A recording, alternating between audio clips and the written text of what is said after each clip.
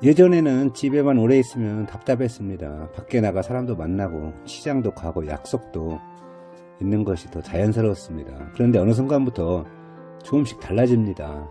밖에 나가는 일이 설레기보다 귀찮아지고, 약속이 생기면 반갑기보다 먼저 생각이 많아집니다. 꼭 나가야 하나? 다음에 보면 안 될까? 오늘은 그냥 집에 있는 게 편하겠다, 이런 마음이 점점 더 자주 생깁니다. 이 변화는 갑자기 오지 않습니다. 그저 조금씩 아주 조용히 집이 가장 편한 장소가 되어갑니다. 많은 분들이 이 변화를 그냥 나이 드니까 그런가 보다 하고 넘깁니다. 하지만 그 안에는 몸의 변화, 마음의 변화, 생활 리듬의 변화가 함께 들어 있습니다. 오늘은 왜 나이가 들수록 밖보다 집이 더 편해지는지, 그리고 그 전에 이미 어떤 변화가 시작되고 있었는지 같이 보겠습니다. 많은 분들이 이렇게 말합니다. 밖에 나가는 건 좋은데 나갈 준비가 싫다. 중요한 건 밖이 싫어진 것이 아니라 나가기까지의 과정이 부담스러워졌다는 점입니다. 옷을 고르고 날씨를 보고 시간을 맞추고 다녀온 뒤 피곤하지 않을까까지 생각하게 됩니다. 예전에는 별일 아니던 과정이 이제는 작은 프로젝트처럼 느껴질 수 있습니다.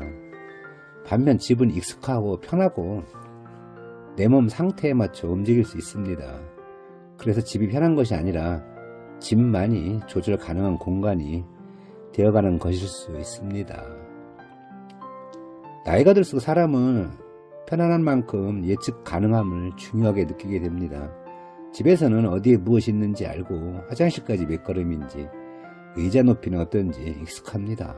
반대로 밖은 계단, 사람, 소음, 화장실, 긴 동선처럼 변수가 많습니다. 젊을 때는 별것 아니던 변수도 나이가 들면 피로와 불안으로 이어질 수 있습니다. 그래서 집은 단순히 편안한 곳이 아니라 예측 가능한 공간이 됩니다. 그리고 바로 그 예측 가능성이 심리적인 안정감을 줍니다. 많은 분들이 말합니다. 나는 아직 걸을 수 있는데. 맞습니다. 문제는 움직일 수 있느냐보다 움직인 뒤 얼마나 빨리 회복하느냐일 수 있습니다. 예전에는 외출을 조금 쉬면 괜찮았지만 이제는 같은 외출도 다음날까지 피로가 남습니다. 허리가 묵직하고 다리가 무겁고 괜히 기운이 빠집니다. 그러면 몸은 다음 외출을 앞두고 미리 계산합니다. 다녀오면 또 힘들겠지. 이 판단은 약해져서가 아니라 몸이 스스로를 보호하는 방식일 수 있습니다. 그래서 집이 좋아진 것이 아니라 밖에서 돌아온 뒤에 피로가 예전 같지 않게 된 것입니다.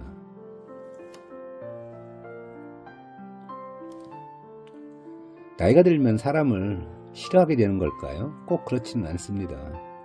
여전히 사람은 보고 싶고 대화도 반갑습니다. 하지만 만남 자체보다 그 만남에 따라붙는 부담이 커질 수 있습니다. 시간을 맞추고 이동하고 대화를 이어가고 상대하게 맞추는 데 드는 에너지가 커지는 것입니다. 그래서 사람을 싫어해서 약속이 줄어드는 것이 아니라 관계를 감당하는 데 드는 보이지 않는 힘이 커져서 집이 더 편해지는 것일 수 있습니다. 집이 편하다는 것 자체가 문제가 아닙니다. 문제는 집 중심의 생활이 길어질수록 선택의 폭이 좁아질 수 있다는 점입니다. 처음에는 오늘만 집에 있자로 시작하지만 나중에는 굳이 멀리 갈 필요가 없지가 됩니다. 그러다 보면 가던 곳도 줄고 만나던 사람도 줄고 움직이는 동선도 짧아집니다. 삶의 반경이 줄어드는 것입니다. 그리고 이 상태가 길어질수록 다시 밖으로 나가는 일은 더 어려워집니다. 그래서 중요한 것은 자책이 아니라 내 삶의 반경이 줄고 있는지 살펴보는 일입니다. 겉으로 보면 외출이 줄어든 것처럼 보입니다. 하지만 더 먼저 줄어드는 것은 어쩌면 자신감일 수 있습니다. 내가 너무 느리면 어떡하지? 중간에 힘들어지면 곤란한데? 실수하면 민망하잖아. 이런 생각은 작아 보여도 행동을 크게 바꿉니다. 예전에는 그냥 나가면 되었던 일이 이제는 스스로 허락을 받아야 하는 일이 됩니다. 그렇게 반복되면 나는 밖에서 편하지 않은 사람이라는 감각이 생깁니다. 이것은 성격 문제가 아니라 몸의 변화와 불안이 겹쳐 나타나는 결과일 수 있습니다. 나이가 들수록 늘어나는 불편 중에는 남에게 쉽게 말하기 어려운 것들이 있습니다. 예를 들면 화장실 문제, 급한 느낌, 예상치 못한 냄새나 민망한 상황에 대한 불안 같은 것들입니다. 이런 문제는 겉으로 잘 드러나지 않기 때문에 가족에게도 말하지 않는 경우가 많습니다. 하지만 바로 이런 말하지 못하는 불편이 외출을 크게 줄이기도 합니다. 몸이 아픈 것보다 밖에서 곤란한 상황이 생길지 모른다는 불안이 사람을 더 위축되게 만듭니다. 그래서 집은 이런 불편을 가장 조용히 감싸주는 공간이 됩니다. 여기까지 보면 정리가 됩니다. 나이가 들수록 집이 편해지는 이유는 단순히 집이 좋아져서만은 아닙니다. 준비가 버겁고 회복은 느려지고 변수는 부담스럽고 사람 만남에도 에너지가 들고 말 못할 불편과 자신감 저하까지 겹치기 때문입니다. 그 모든 것이 쌓이면 집은 편안한 공간이 되고 밖은 조심스러운 공간이 됩니다. 그래서 필요한 것은 억지로 나가게 하는 말이 아니라 무엇이 불편해졌는지 함께 이해해주는 태도입니다. 대부분의 사람은 외출이 많이 줄어든 뒤에야 변화를 인식합니다. 하지만 더 중요한 것은 그 전에 이미 시작된 작은 변화들입니다. 준비가 귀찮아졌다. 걷고 나면 피곤함이 오래간다. 약속 잡는 것이 부담스럽다. 멀리 가는 일이 꺼려진다. 화장실 위치를 먼저 생각하게 된다. 사람 만난 뒤에 유난히 지친다. 이런 작은 변화들은 대단한 사건처럼 보이지 않아 대부분 지나치기 쉽습니다. 하지만 바로 이것들이 쌓여 결국 외출 감소라는 결과로 나타납니다. 그러니 우리가 봐야 할 것은 왜 안 나가지보다 그 전에 어떤 변화가 먼저 시작되었는가입니다.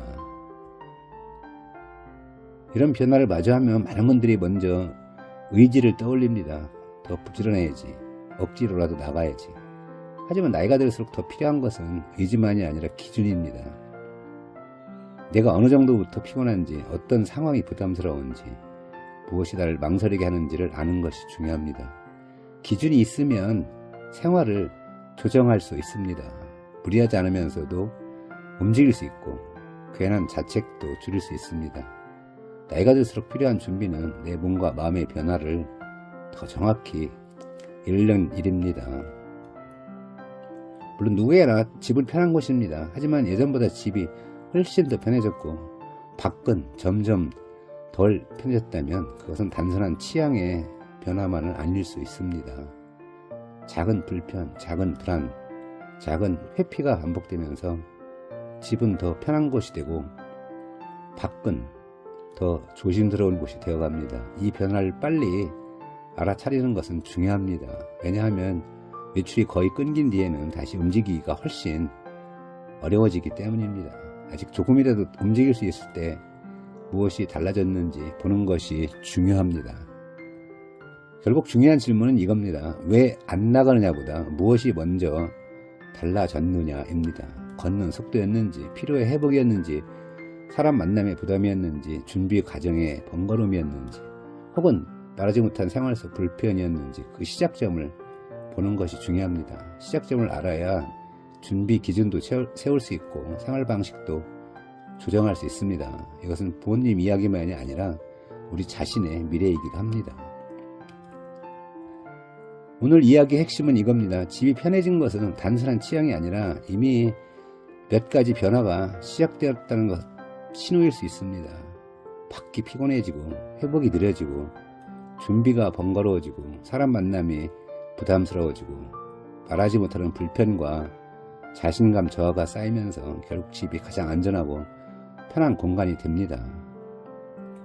다음 영상에서는 외출이 줄기 시작할 때 가장 먼저 무엇을 봐야 하는지 더 구체적으로 정리해 보겠습니다. 부모님의 변화가 걱정되시거나 내 몸의 변화를 너무 늦게 알고 싶지 않다면 이 채널을 구독해 두시면 다음 영상이 바로 연결됩니다.